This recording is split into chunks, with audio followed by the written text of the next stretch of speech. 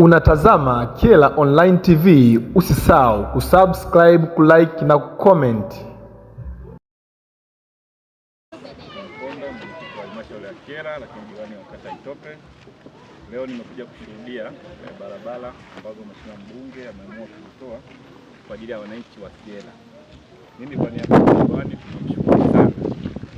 Kwa kwamba Kyela ni ukanda wa chini.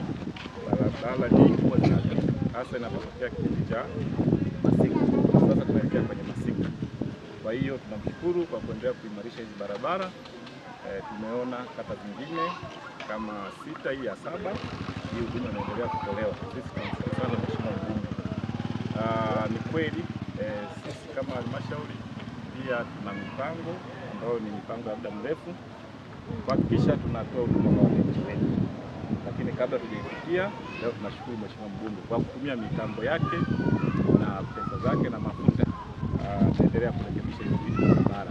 Mimi kwa niaba ya mheshimiwa madiwani tunasema asante sana, lakini anatekeleza ilani ya Chama cha Mapinduzi ambayo wote tumeelekezwa kutekeleza, inasimamiwa na Dr. Samia Suluhu Hassan, mwenyekiti wetu na Rais wa Jamhuri ya Muungano wa Tanzania.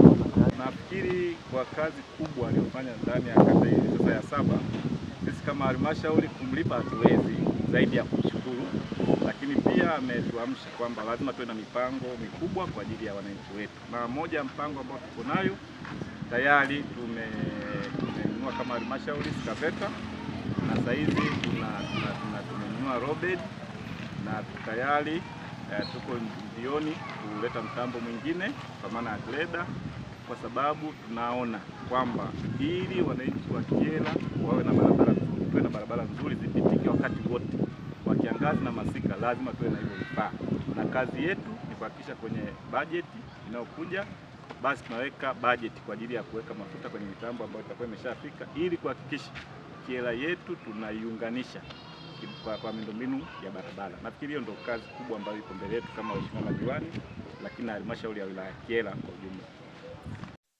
Unatazama Kyela Online TV, usisahau kusubscribe, kulike na kucomment.